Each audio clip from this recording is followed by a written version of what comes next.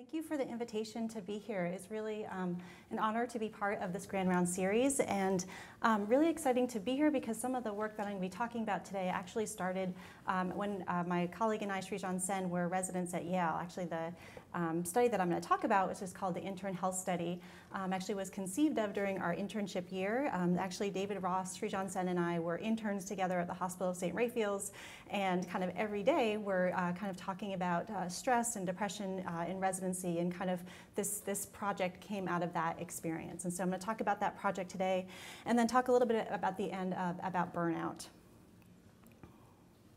So as most people probably know and maybe have experienced, that internship is a little bit stressful. It's probably one of the most stressful times in physicians' lives, and I probably don't need to go into too much detail with this group about that. But what we were observing during our internship year was just that it was stressful, but also a lot of our colleagues' behaviors and our behaviors were changing within the first month or two of internship. We could really see a dramatic shift in people's behaviors, their attitudes, and just kind of wondering what was going on. Also, towards the end of that year, we had a co-intern who attempted suicide.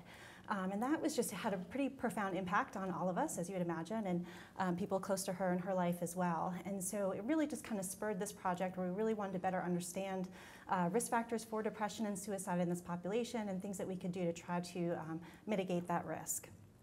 So we developed the Intern Health Study. This is a prospective cohort study where every single year we enroll another cohort of interns that are starting internship year. We conduct the study completely by online assessment. So we recruit people via email. We do that following the residency match. We send out these emails. I'm sure people in this room probably got some of those emails asking people to take part. They click on a link in the email. They fill out their consent, and once they consent, they then fill out this packet of questionnaires. Has a lot to do with just kind of stressors, residency factors, non-residency factors, life stressors, and mental health questionnaires. We do this kind of assess these things prior to the start of internship year. Interns then start their duties July 1, and then we assess them every 3 months for a number of factors, including depression and suicidation every 3 months throughout internship year. We also collect DNA on this population, and we have a bunch of subgroups where we've collected a number of other biologicals. I'm not going to talk about that too much today, but we do that via postal mail. Some of them we bring in person. So as I mentioned, we started this project at Yale. We actually got the project up and running during our second year of training. Both Srijan and our respective spouses matched into a fellowship at these other institutions, and so we kind of finished our time here. We went on to our respective institutions and continued the project because it was basically online, and we could just kind of continue and grow and do this work. So to date, we have about 12 cohorts that have gone through the study, 17,000 subjects to date, 80 sites across the country, and we look at across specialties. So everyone that is an intern is potentially eligible for this study. So this is just to talk a little bit about our main outcome measure, which we use the patient health questionnaire. This is kind of the 9 items for DSM criteria. So when I talk about depression in this group, I'm talking about depressive symptoms, and typically that change in depressive symptoms that occurs from pre-internship to internship year. At times I'll talk about kind of a depressive episode, and what I mean by that is people that are scoring at either a PHQ-9 score of 10 or greater on that scale, which has a decent sensitivity and specificity for a clinician-rated diagnosis for depression. But in the end of the day, what we're talking about is depressive symptoms measured by a scale using a cutoff score. So these are data from the first couple years of our study, which basically, as you can see, prior to the start of internship year, roughly 4% of interns kind of meet criteria for depression, and that increases to, on average, about 25% at each of our follow-up assessments. This was some work that was really spearheaded by Dr. Douglas Mehta and Dr. Marco Ramos and some other folks as well, to really take a look at the current literature to figure out what's the prevalence of depression in residents. And they went ahead and reviewed 54 studies, about 17,500 residents in total, and overall found the rate of depression in this group to be about 28%. And unfortunately, that seems to be higher in studies that are prospective, and it also seems to be increasing over time. So the earlier studies that were included this were around 1980 and so forth going forward, but it seems to be an incremental increase each year with rates of depression. Again, Dr. Ramos and Dr. Rodenstein, Dr. Douglas Meda kind of took this on, same sort of study in a medical student population, again finding really high rates of depression in this group as well. So suicide is obviously one of the most tragic consequences of depression. Physicians are much more likely in comparison to their counterparts in the general population to complete suicide, with male physicians being about 1.5 times more likely, female physicians being about 2 times more likely in comparison to their respective counterparts in the general population. The American Foundation of Suicide Prevention estimates that 1 physician will die by suicide every day in our country. Our results show in trainees, there's about 370% increase in suicide ideation from pre-internship to internship year. So when I talk about suicide ideation, what I'm essentially talking about is the 9th item of the PHQ-9. What that basically asks is, over the past couple of weeks, have you had thoughts that you'd be better off dead or hurting yourself in some way? So any sort of positive endorsement of that is what we kind of consider suicide ideation. And studies that demonstrate that essentially just endorsement of that item does actually incur an increased risk for suicide attempts and completion over the next year. So these are some of our data, a couple of our cohorts where we just looked at the prevalence of suicide ideation in this population. So you can see the proportion of interns that endorse suicide ideation increases from about 3% prior to internship to on average somewhere between 7 and 9% at each of our follow-up assessments. And so these were data that we collected really early on, like 10 years ago, and was really concerning to us. I mean, we didn't expect to find this sort of information in these studies. And so our knee-jerk response was, okay, what are we going to do about this? We need to design an intervention. But before doing that, we first needed to understand, well, are people actually going to get treatment? Maybe they are, and maybe it's not working, but that was actually not the case. This is out of all the people that endorse kind of an episode of depression, about 85% of these people are not getting any treatment at all during internship year. We then went and asked, well, okay, if you're not getting treatment, well, what are the reasons for this? So trying to understand why people are not this so we could design interventions that could potentially overcome some of these barriers to care. And so what this population tells us is that they're not getting treatment because they don't have the time to get treatment, and that's not so surprising. The second most common reason, which was a little bit more surprising, was about 75% of interns said, well, I'd actually prefer to manage problems on my own as opposed to seeing a mental health provider, which is, I think, a really important factor. The other factors are kind of what you would expect, difficulties with access, confidentiality, stigma, cost. Somewhat concerning, these interns did not believe that mental health, 25% did not believe mental health treatment worked, so that's somewhat disturbing. But anyway, we had to come up with a way in which we were going to kind of overcome these barriers to care. And right around that time, there was some data that came out that showed that among high-risk populations, using preventative measures in those groups, you could actually reduce the risk of depression and suicide ideation. I thought, well, that's great. This is kind of this population, and we should actually be trying to prevent this if we know that this is something that's going to be happening every single year, and knowing that this is a consistent finding. So that was good, too, in that we could do this intervention prior to the start of internship year when people actually have more time.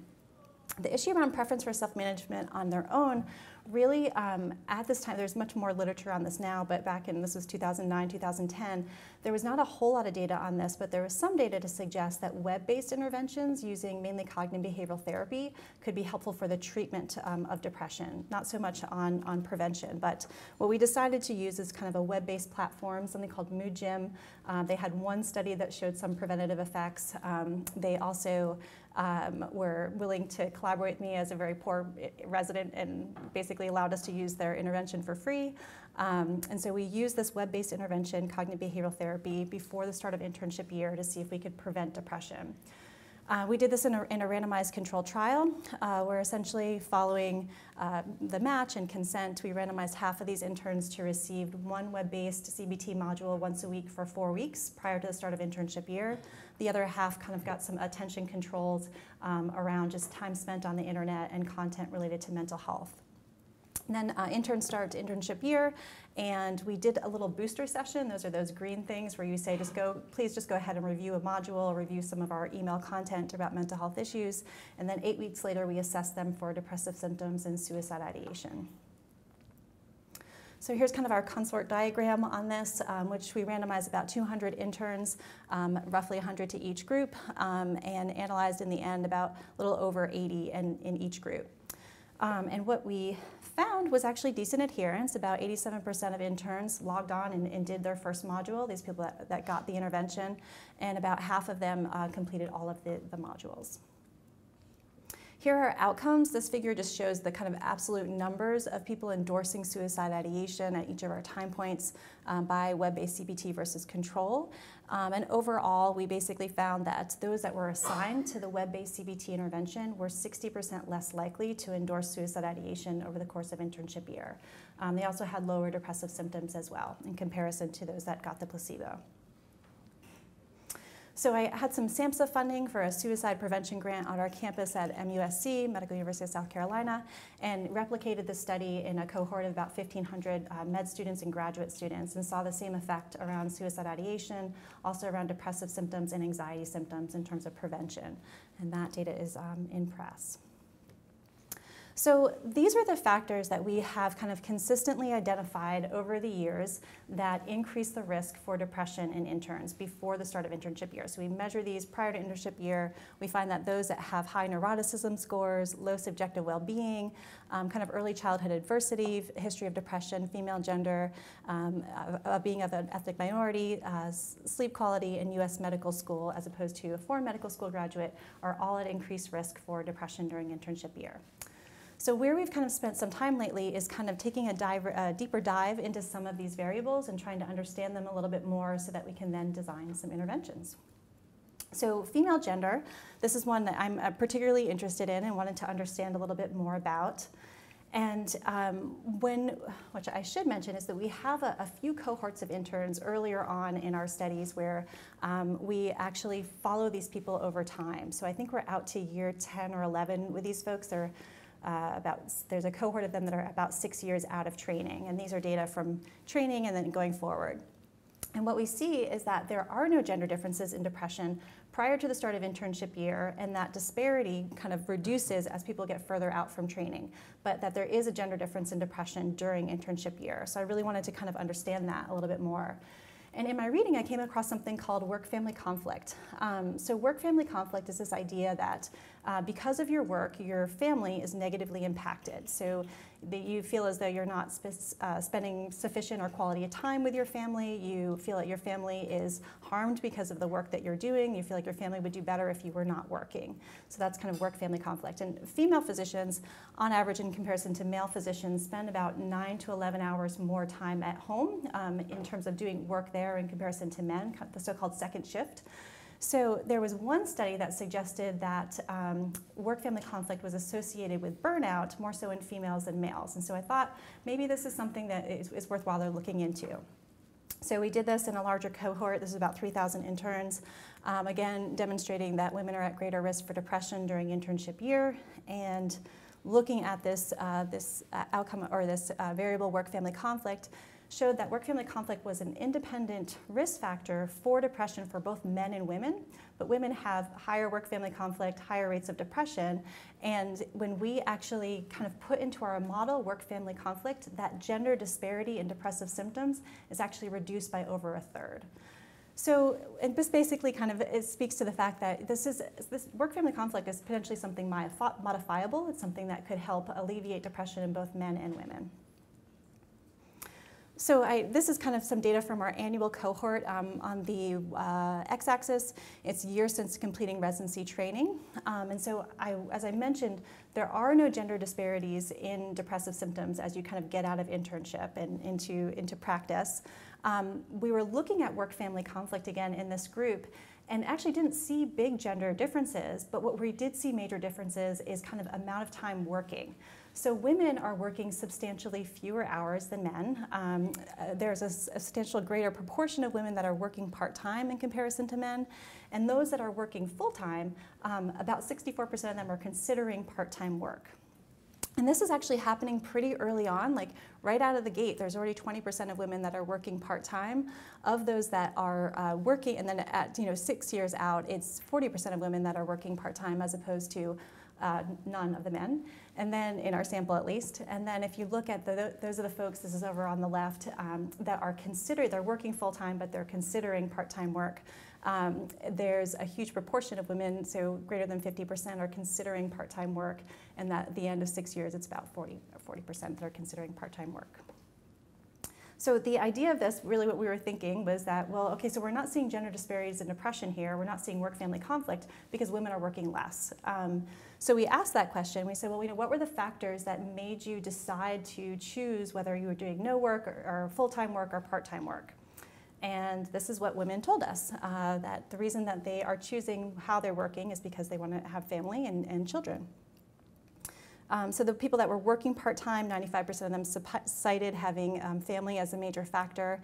And then the women that were considering working part-time, again, citing family and children as the major factor. For men, they said that the reason why they were working the way they were working is because they needed money, potentially to support their family. Which is really interesting. It's like, so both groups are really doing what they're doing because they want to support their families, but they just are doing this in different ways. So overall, I kind of think what's important in this, as we think about kind of the kind of leaky pipeline of women in academic medicine, and thinking about programs to ease work-family conflict, that might actually alleviate some of this for both men and women, and it also would potentially reduce depression in both men and women. This was a recent pilot study that came out, and the intent of this was not to actually reduce work-family conflict, but I think it's something that could actually apply really well here. This was a pilot program at Stanford where they were trying to enhance physician well-being. There were about 60 participants in this study where what they did is they did some career coaching, and kind of people got a little more clear on what their goals were, and then they created this time banking system, where essentially those factors such as clinical work, teaching, mentoring, service administration, which we all do, but which there's very little individual reinforcement for, they actually reinforce this by giving credits to people. You could then apply those credits to things to alleviate work-family conflict, so you could use those for house cleaning and home-delivered meals and errands, or you could feed that back into your work and get some help with either writing grants or getting some coaching around speaking, that sort of thing. And overall, what they found is this really improved people's kind of sense of well-being. They had better thoughts about their institution, but it really enhanced productivity. So people in this study, in comparison to their match controls, this wasn't randomized. They didn't tell us too much about the matching in the study, but nonetheless, people that took part in the study, on average over a 2-year period, got 1.3 more grants, and also that translated to about $1.1 million per person. So there was definitely an economic benefit of this as well. So I'm going to shift gears a little bit and just talk about sleep, because I think that's a kind of a big factor in residency. And this reminds me of my 6-year-old very much. So before I do it, so sleep quality was actually something, people that are starting internship year with poor sleep quality, that's a big risk factor for depression. But there's also some internship risk factors as well, such as increased risk for medical errors, longer duty hours, stressful life events. Those factors that if those are occurring during residency also seem to increase the risk for depression. But in looking at these data, however, we started to see these different relationships. So not only did sleep quality predict depression, it also predicted medical errors. We knew that duty hours were kind of involved in this conversation as well. When you think about kind of sleep and depression and medical errors, work hours are an important factor. So we did kind of a mediation analysis here to try to understand these relationships a little bit more. And what we found was that sleep disturbance was a predictor of depression, but that was really mediated through sleep duration, which is impacted by duty hours. We also see that sleep disturbance is a big predictor of medical errors. Again, that's mediated by sleep duration and impacted by duty hours. So that's not so surprising to most people, and probably the ACGME, when they kind of make these recommendations, that means not the most recent, but the one before that in 2011, was really about like, look, we know that sleep deprivation is having a harmful impact on patient care and physician well-being, and that's related to duty hours, so let's just reduce duty hours and this will all be better, right? So, I mean, good intentions in theory. So we wanted to look at how this turned out in practice, because we had data that preceded those 2011 work hour changes, and then we had data after. So we could do some kind of just pre-post comparisons in terms of things like duty hours and depression and medical errors and sleep. So we did that. And essentially what this study showed, this was about 2,000 subjects that we included in this, and that in fact interns were working less, but that did not translate into more sleep. There was no significant changes in sleep. Didn't translate to a significant improvement in depression. It did translate to a significant increase in medical errors, and not really sure why. But and there's potential causes for that, but really I think what we roll out these kind of huge ACGME changes, right? And we kind of do this whole institutional kind of restructuring on how residents are going to work. And without actually testing that in advance. And so I think moving this work forward, we do need to make changes, obviously, but kind of doing this in small pilots to kind of change one factor, look how it affects the system, improve that, and do it in a larger group. But before we kind of roll this out and give every program director a total nightmare to try to implement these changes and learn what they're going to do before we do it. So I wanted to talk briefly about some institution or kind of program level factors that we've identified that also increase the risk of depression in this group. This is a study that was recently accepted. It's about 1,200 internal medicine residents. We looked at 3 things. So one was the resident questionnaire, which essentially is looking at workload satisfaction and learning environment satisfaction.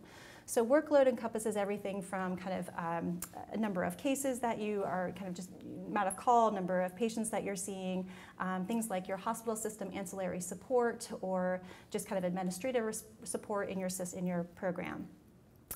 The workload satisfaction, so that's the workload. Learning environment actually has to do with kind of, what are number of conferences that you have scheduled each week? What's your inpatient learning experiences like? What's the amount of faculty feedback that you're getting?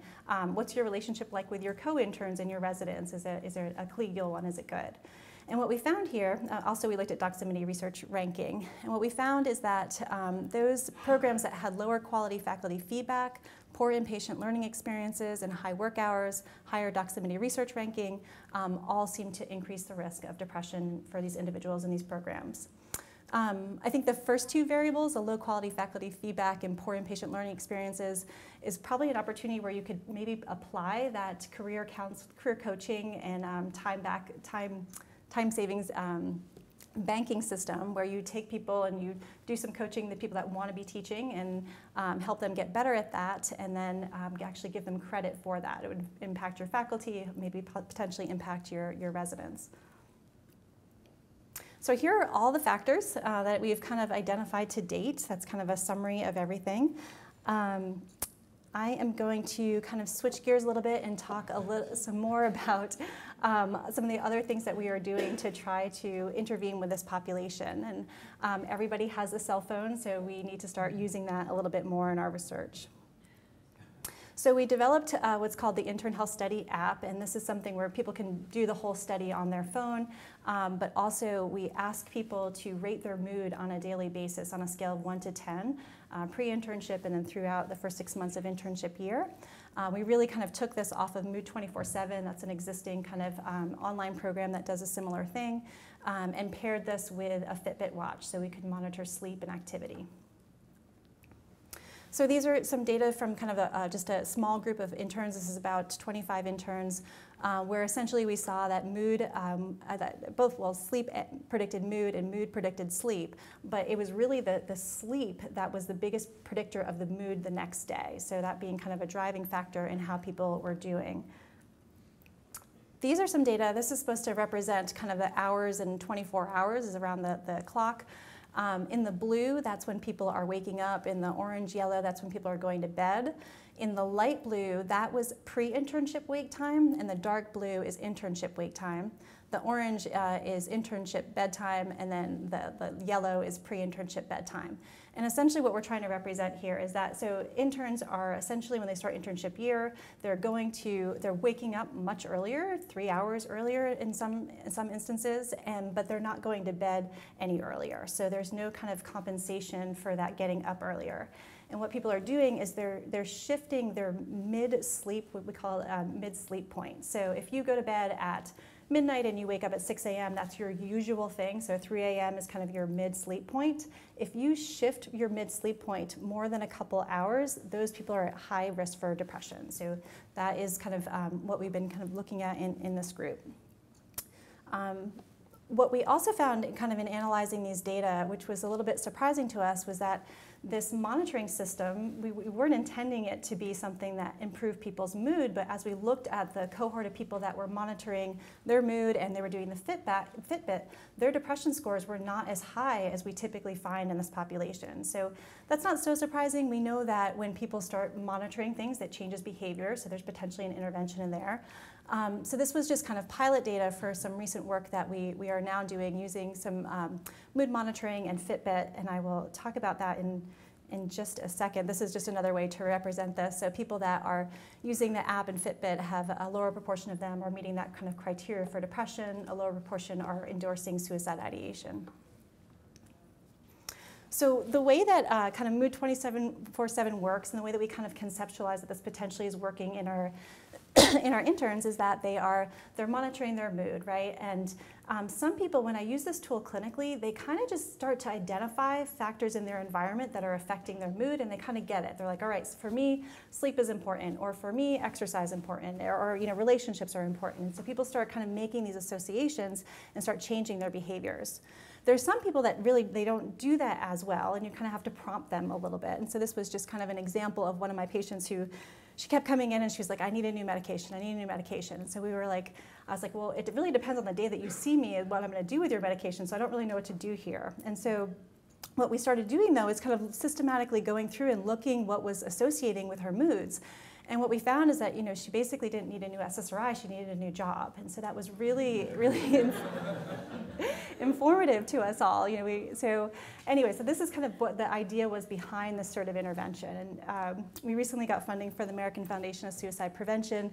We just randomized about 2,000 interns to either receive kind of the app plus Fitbit, so mood monitoring plus Fitbit, plus this sort of feedback that they're going to be given about their activity, about their sleep, about their mood, and how those things are related.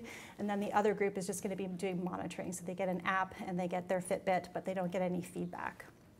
So these micro-randomized control trials, I won't go into the details of this, but it will just give us a better sense about what sort of feedback in terms of whether it's sleep activity or mood is most helpful, and also what's most helpful for which people, and also the types of feedback that we're given. Some people are going to get data, some people are going to get kind of tips around what they could be doing. So we'll figure out what works best for others. This is just some of the data that we feed back to people. So in summary, we've basically identified high rates of depression and suicide ideation in interns, some factors that we know that increase that risk, and we really need to be working more on easily accessible interventions that target these risk factors to reduce the risk. If I have a couple minutes, okay. I'm going to talk about burnout really, really briefly, and hopefully that will be more clear as I talk about this, why we're not giving this as much attention.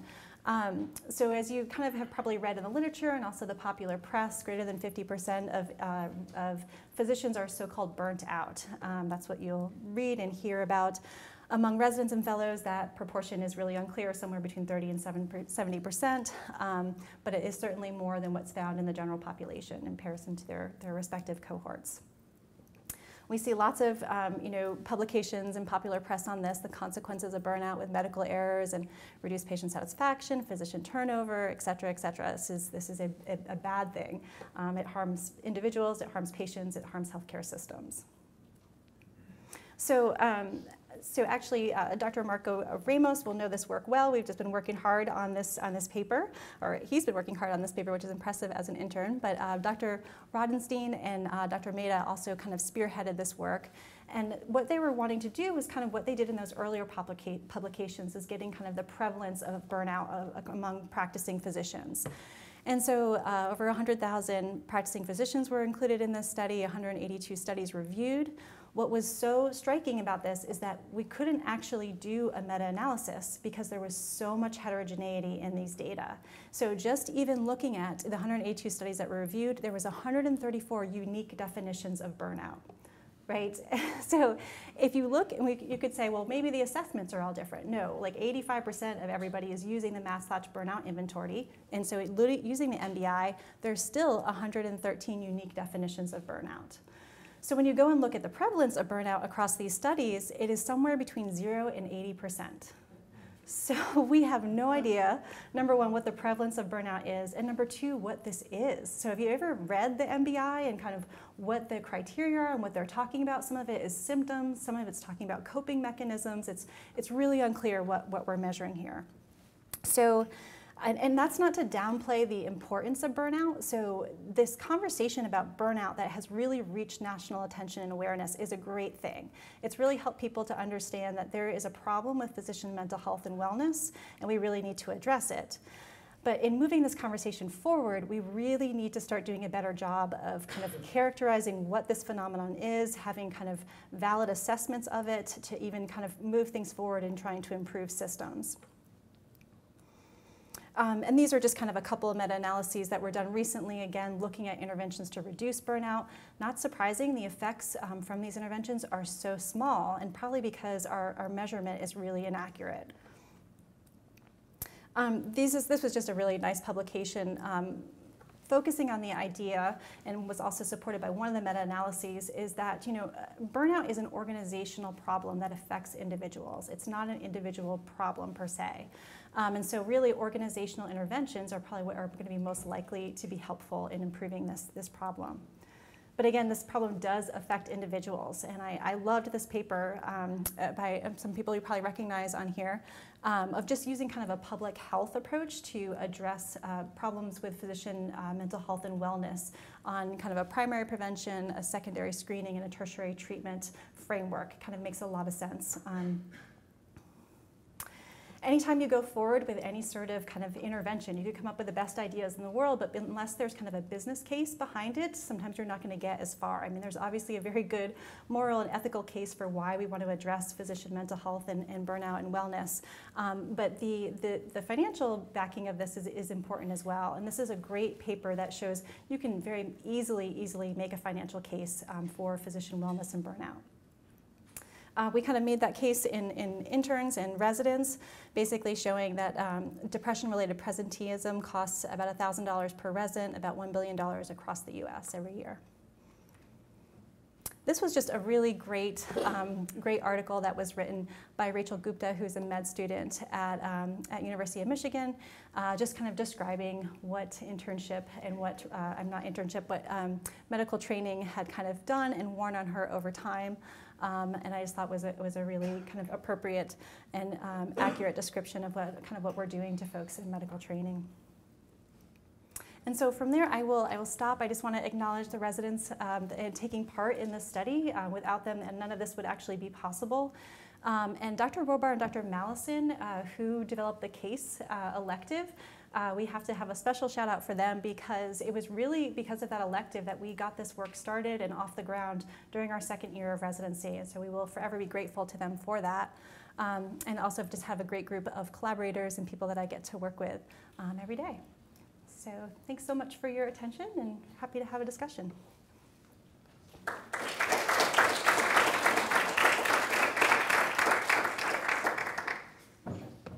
what we're going to do is alternate questions. We'll start with an anonymous question, and then we'll have Dr. Gill just select someone from the audience, and we'll go back and forth until we're done with these questions. You can keep submitting these questions.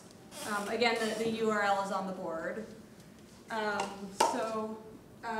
First question is, I wonder the role medical student syndrome plays in suicidal ideation. There were moments when I read abnormal psych characters and abnormal psych chapters and came to REI, which I apologize, I'm not sure what that last bit means. REI, I'm not sure what that means either. I'm actually not sure what the question means either. Please resubmit and we'll move on to maybe that they read things and think. Oh, they read things and think that it was them, possibly. Yeah, so I think, we all go through that in medical school, and I think the more stressed you get, the more you think, oh, wow, this applies to me and I have this problem. And we'll go ahead and work up, some of these things that we think we have, but we're less likely to go and work up mental health problems. So what I would say is go and work up that mental health problem if you think that is what is going on. Any other questions or thoughts? Yes. If it has screening you do identify an intern or somebody who's at significant risk based on their PHQ-9, is there an action plan, or what's the ethics of that situation? That's such a great question, and something we really struggled with in the beginning of the study and kind of continue to struggle with. What we know is that there's data to demonstrate that if you go and you assess medical students and residents for mental health issues, so you screen, do a PHQ-9, do a back depression inventory, and they don't think it's anonymous, their scores will be very low. When it's anonymous, their scores are really high. So we had this kind of ethical dilemma, right? So we need to be doing studies where we're getting accurate information, but at the same time, what do we do to protect these individuals that are having this problem? So what we've designed is within our consent form, we say, look, we are not going to be looking at these data. Whatever you tell us in this, we are not going to actually ever even be able to link to who you are. We won't be able to intervene on this. If you're having any sort of problems at any point, here are a list of local resources. So every single time we make a point of contact with interns in our studies, the last page brings them to actually a local mental health resource page where they can get treatment, describes a little bit about symptoms of depression. So that's kind of how we've taught, dealt with that complicated issue. But really good question. The first anonymous question has been resubmitted. I wonder what role medical student syndrome plays in suicidal ideation. There were moments when I read abnormal psych chapters and came to realize I was going through some pretty major stuff that I needed support for, but felt very stigmatized to actually admit. Oh yeah, so absolutely. So that's the crux of this whole issue, is that there is so much stigma associated with having any mental health problems and being a physician, right? We think that those two things are not compatible when they absolutely are compatible. We're all human beings. We're all susceptible to every single disease state. The thing that people get tripped up on is they think that by having this disease state, it admits weakness, or they're not as competent or whatever. And again, that's just stigma. And I think that the more that people actually speak out about this and say, hey, I had this problem, I went and got help, I feel a whole lot better, the more we're able to kind of destigmatize this issue. And I can look at people, I don't know if people know Mark George. So Mark George is kind of the pioneer in RTMS, treatment for depression, and he will readily speak about his episode of depression that he had about 5 or 6 years ago, really with the intent to destigmatize this illness. So, for people that are in the depression world and can look at Dr. Mark George and say, oh my gosh, if he had that problem and he got help, right, that doesn't mean that there's something inadequate about me or that I'm not competent and that I could get help too. So speaking out about this problem, getting help, I think the more we can destigmatize this issue. Yes? Thank you very much for presenting this very topical, actually, and serious issue. I have 2 questions, maybe more. The first is it correct, or I don't know if I heard you correctly, the US medical grads and the foreign medical grads, is there a difference? And if so, what do you think is the difference, number 1? 2 is, does it get better through residency, from internship through the end of residency? And if so, how do we explain doctors at the end of the spectrum who are no longer residents? Yeah. There's also an increase, almost an explosion of suicide. Yeah. Amongst docs. So how do we explain both? Yeah, so those are 2 great questions. To speak to the first one, the fact that foreign medical grads are less likely to experience depression during internship year in comparison to US medical grads. And I don't know how to explain that. So one is, I think about people that are foreign medical grads are oftentimes a highly, highly resilient group of people. These are folks that have either gone out of the country to kind of seek this goal, this dream. They're really hardworking, they're persevering.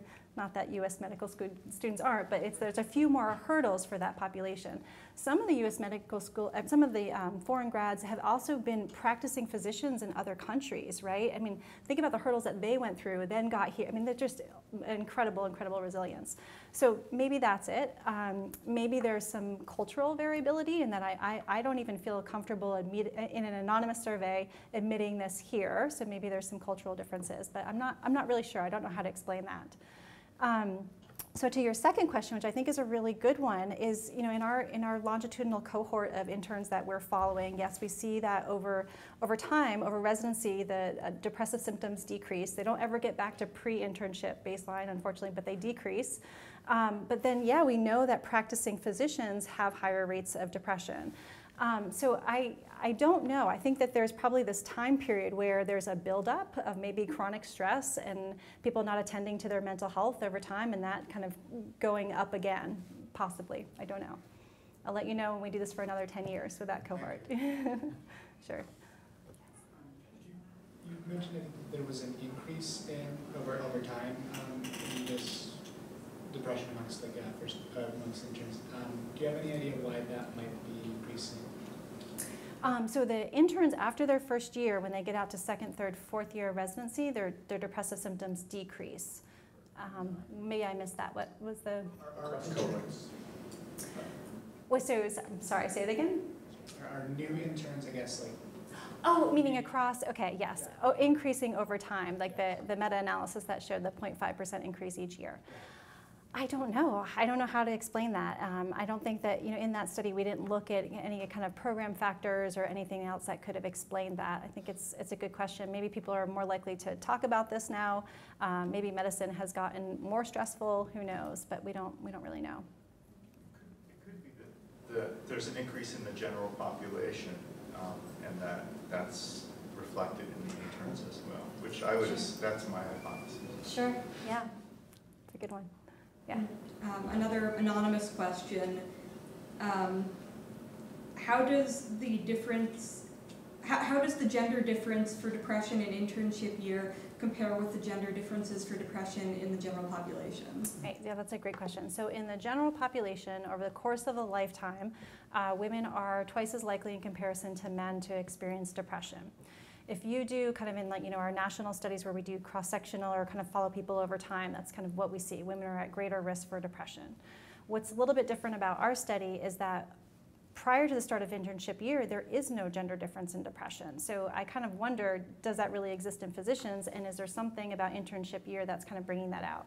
So about 80% of episodes of depression are preceded by a major stressful life event, and that is more true in women than in men. And so internship year, if you think about it, this is kind of a model of chronic stress. Maybe there is a vulnerability for women to have a greater incidence of depression during that time. It may also be that women are endorsing different symptoms of depression. There's some data to suggest that women tend to endorse more somatic symptoms. Men tend to endorse more kind of anger and substance use. So maybe we're not capturing this appropriately in men. Yes? Following a suicide in their program, the general surgery program at Stanford did a really intensive look at low-level interventions that might help outcomes among their trainees.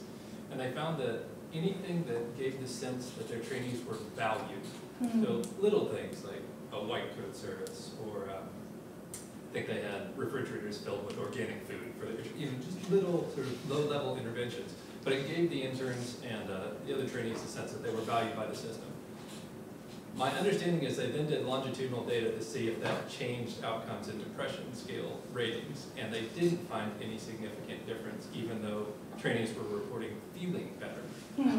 Have you seen anything out there about how to make trainees feel like they are valued in the system? Are there things we can be doing to increase that sense? Yeah, that's a really great question. And on top of that, though, gosh, that sounds like a great intervention, but it's not impacting depression outcomes. That's a little concerning. So the majority of the interventions that I'm aware of that focus on things like burnout are things like mindfulness-based stress reduction that work a little bit. There's lots of, all across the country, when you go and talk to different programs, there's all these little pilot things that people are doing, and I wish people would publish this stuff so we had more things out there just learning about what people are doing. But yeah, anything where you get into a system, you understand people's stressors, and you make modifications to improve that, they're going to feel a little bit better. But in the end of the day, if the background of this is that you are experiencing chronic stress, sleep deprivation, loss of time with friends, family supports, lack of exercise, et cetera, you are going to experience depression no matter if there's organic food in your fridge or not, So I think they're two different things. About the online CBT program you referenced, can you talk a little bit about that and maybe a little bit of the structure and the time involvement? And Sure. It seems like a really good intervention, and maybe as opposed to trying to encourage people to use face-to-face therapy. Yeah, sure. So that was created by Australian National University. Helen Christensen created something called the Mood Gym. And it is a program that essentially teaches cognitive behavioral therapy. And it does it in a very kind of user-friendly way. It actually, the mood gem intervention was initially made for adolescents, and so it has a little bit of that feel and a little bit of Australia feel to it. But it gets the point across that how you think and how you see the world is going to affect the way you feel. And then it helps people identify, well, what are the ways in which I see the world in a distorted way, just like in CBT, and kind of what are my dysfunctional thoughts, and how does that apply to my life. And then they have kind of one of the modules dedicated to just behavioral interventions. So what are things to me that are pleasurable? What are things that I can do on a regular basis? So the whole behavioral activation component. And so all of this is just kind of broken up into 4 sessions. One of the sessions also includes some kind of de-stressing techniques, so just things that you can do to help de-stress. There's things in there like progressive muscle relaxation and deep breathing, a few other skills. So basically each of the modules takes somewhere between 20 and 40 minutes. We tell people on average it's going to take you 30 minutes to complete this module. It's pretty interactive, so you are kind of reading things and then entering in, almost like your own personalized CBT workbook. And you can kind of save that under your own username. No one can access it. Yeah, that's essentially the intervention in a nutshell. Just kind of teaches good CBT. And another anonymous question.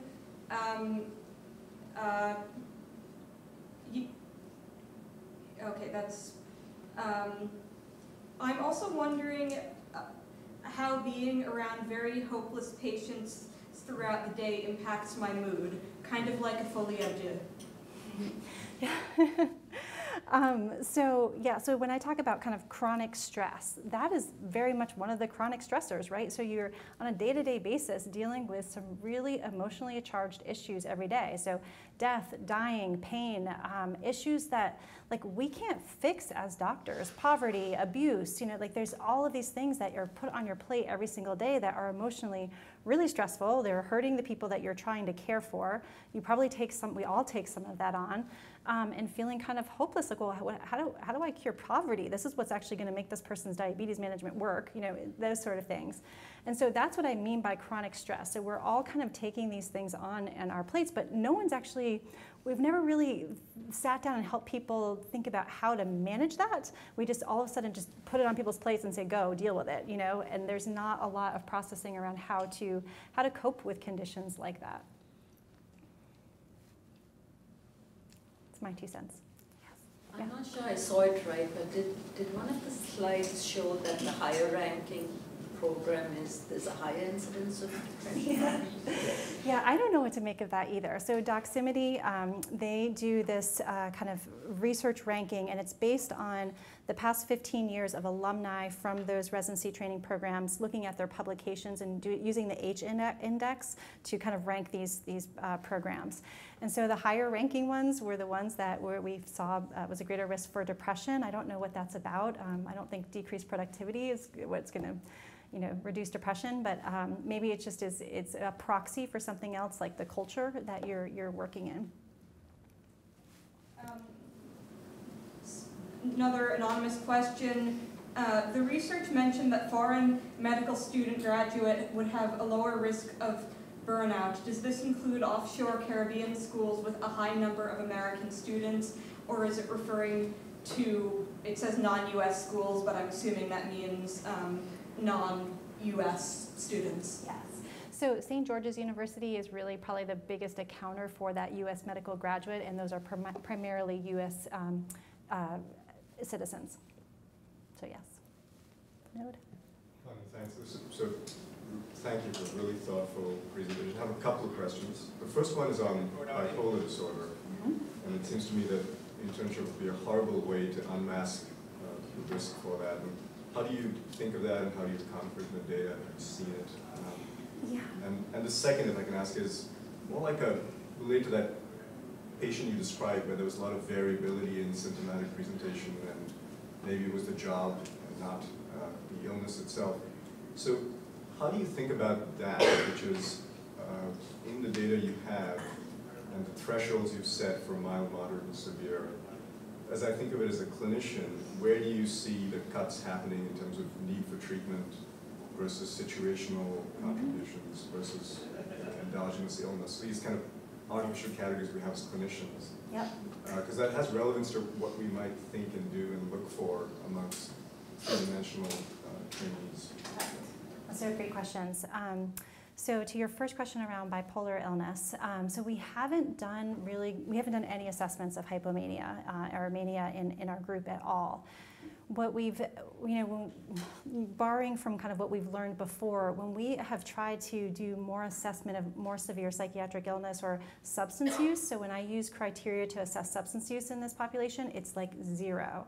And I think it has to do with the fact that if you are getting into a much more kind of severe psychiatric state, you're likely not participating in a research study during your internship year. You may not even be in your internship program. So while I do think, sure, we have interns that have bipolar illness, if they're getting really sick, I don't think they're in our cohort. I don't know if that really answers your question or not, but I think it'd be a tough thing to get at in our group. The second issue that you were bringing up is, yeah, so our assessment of using the PHQ-9 and using depressive symptoms, there's a lot. There could have been post-call I filled this out and I'm scoring really high, and is it just post-call or do I actually have depression? And so that was in one way why we started doing the daily mood ratings. Not that that diagnoses anything, but it gives us a better sense of kind of how people are doing day to day over time. So yeah, sure, I'm sure there's some people in here that probably don't have depression, but kind of by and large, given the proportion of people that are diagnosing this and the consistent finding year in year, I think it's pretty accurate that there's major episodes of depression going on. I don't know if that gets at all your questions, but yeah. Recently here at Yale, there was an email sent out in response to the tragedy that happened in California. And a number of resources were listed for people to reach out. And one of them was a system of peers that were identified as residents that someone who's in trouble could reach out to, and their contact information was listed. And I had a number of thoughts about that and wondered what you thought and if there was any studies about sort of peer support. The first was I thought, well, maybe that'll encourage people who are reluctant to come forward and talk about what they're dealing with to do so. But on the other hand, I was maybe concerned that this is done using a group of people who are already stressed. And I'm not sure, not that they need maybe specific training on what to do, but also but concerned that maybe using a peer may not result in treatment that's needed also. So I didn't know what you thought about that. Yeah, so I think using any method you could use to encourage people to get help and reach out is great. And I think you're right that having the peer kind of makes a lower hurdle to get over to go talk with. Borrowing from kind of the substance abuse literature, there's increasingly peer supports people being used. So people that are recovery coaches that have had a substance use problem and they've actually now go and help other people that have this problem. And there's this really careful balance with these folks to give them training to be able to help other people, but then also make sure that their recovery is in check as well, right? To speak to your issue, like you might be going to someone who's having a problem, and that's a really careful balance. But the very little data that's out there on this right now is looking like this is actually a really helpful sort of intervention. The peer recovery coaches, the recovery coaches for substance use disorder. And I do think it probably is just one more kind of tool that you can add to the toolbox to help people get help in this area. I know that during our residency training, we actually created our own peer supervision. We had so much supervision our third year. It's like, oh gosh, can I just go talk with my friends? That would be actually a lot more helpful. So we actually created a peer supervision group, and that group, there's still a few of us that meet regularly. So I do think it's helpful. I'm curious your thoughts on this. So I think one of the things about, first of all, thank you for your talk. Sure. I was part of the study, so it's funny to see those questions again. Oh, thank you. I'm curious what your thoughts are on the fact that as residents, we're sort of stuck in the middle between being an employee and being a trainee, and we don't have a lot of the same administrative support that we might have at a regular job, for like the HR department, very clearly defined sick days, and what role the administration of each residency has to play in setting those boundaries versus just some distant organization saying you can only work like 24 hours in a row. And what sort of bonus does the administration have to kind of set those limits to help the residents sort of increase their wellness? Yeah, that's a really, really great question and a complicated one, and probably more of a program director question. What do you guys do to manage that? Everyone's like, We'll talk about that. they're going to fix it. Yes.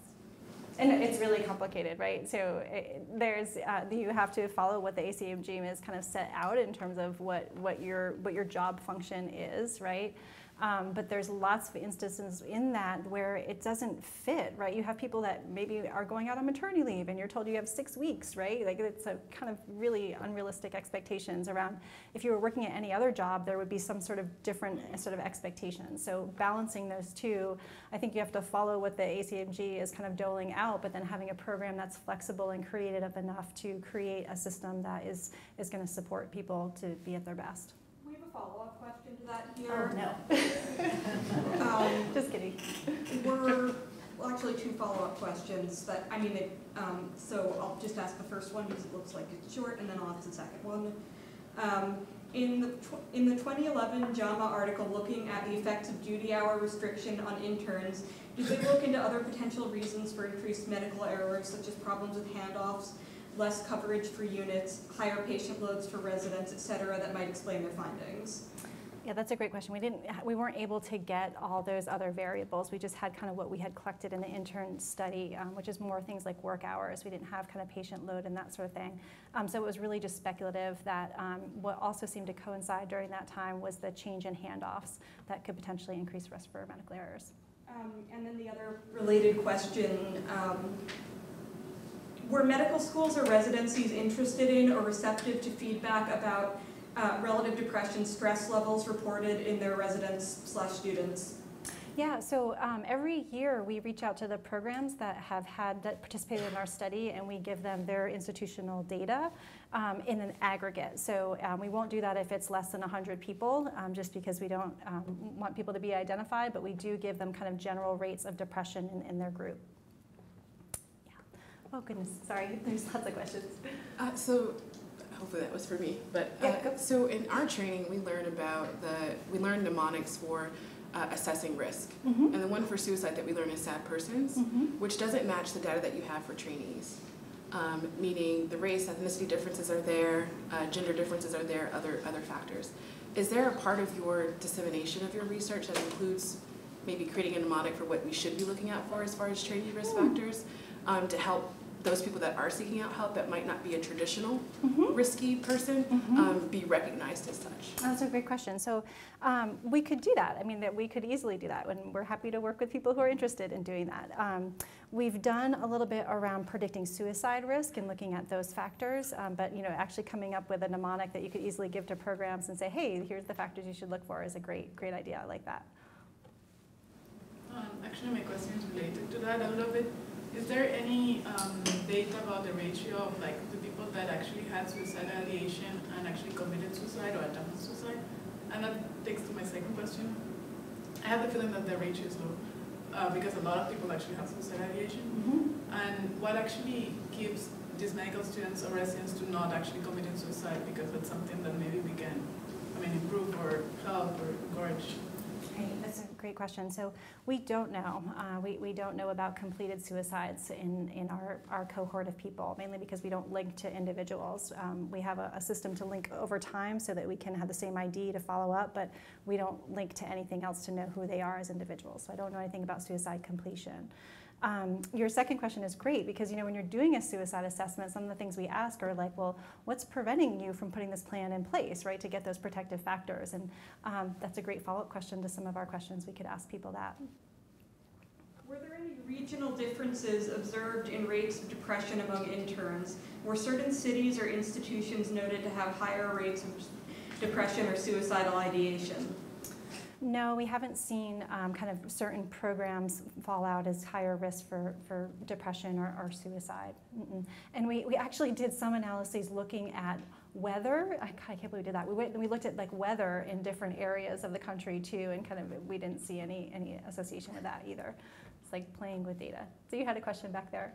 Yeah, I was wondering, you had mentioned earlier that this idea of burnout is an individual problem, but a lot of the response that we have towards it is working on the individual level. Yes. And I wonder, when, for example, the data is fed back to programs, kind of what is the conversation around what we're doing on a institution or program level to address this? Yeah, not a lot. So from our perspective, it's hard. We can give them information. We don't really have the ability to go into other institutions and say, hey, this is what you should be doing. However, when people have a suicide, then they pull us in, right? It's like after the fact. Then the conversation becomes important, and it's an opportunity to educate. And so I feel like we should probably need to write a piece on that, because I don't know why people are waiting for that to actually happen when we know it's a predictable outcome, and kind of turn this around so that we can actually use this data that we have now to prevent. I think would be really helpful. But there's even at my institution, so we don't even use Mood Gym. We've identified that in residents it's helpful. We identified it in students and graduate students it's helpful, and the institution won't pick up the bill to do it. The Mood Gym used to actually be free of cost. That's why we chose the intervention. Past couple of years, they're actually now charging for it, and our institution won't pay for it. So, How much is it? not very much. I'm not sure. 30-something bucks, I think. But I think you can get an institutional rate too that's even kind of lower. But yeah, the individual rate I think is like $30. Are there any studies in known physician groups that have strenuous training, such as the military, that can inform this research? Oh, that's a great question. I'm not aware of any. No, not that I have come. I mean, there might be. Not that I've come across, though. I'm sorry. I'm not in the literature. I didn't see substance use mentioned as a factor. Can you speak to what measures, what was measured from that respect and what was found? Yeah, so the first couple of years of the study, we actually used the DSM criteria. We used a DSM criteria for diagnosis of substance use, and that was a big mistake because that was probably a little bit too stringent. If you are actively using substances on that level, it's probably really hard to function as a resident.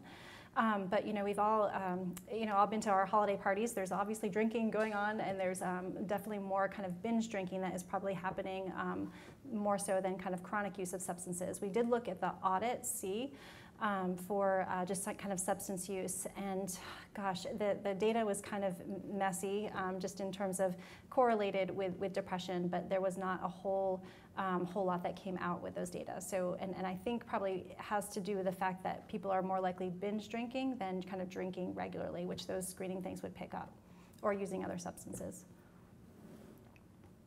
One of the reasons for interns not seeking mental health treatment was feeling that they did not have time to seek care. This seems like a real obstacle. How have interns approached seeking care while balancing demands of residency? Are residency programs amenable to allowing residents to seek care? I mean, I think that they are, absolutely. I think if somebody were going to talk to their program director and saying, hey, I need to make time out to have this treatment, right, whatever treatment it is, they would probably help figure out a way to do that, I would imagine. But I don't know on an individual basis. Unfortunately, this year we've heard about a couple of resident suicides across the country, and I'm wondering if you look at your data sort of around those time points, if afterwards, if rates of depression change, or if rates of help seeking have changed. Oh, that's a great question. We haven't looked at our data that way specifically, but our rates of depression, our rates of help seeking have been really stable over time.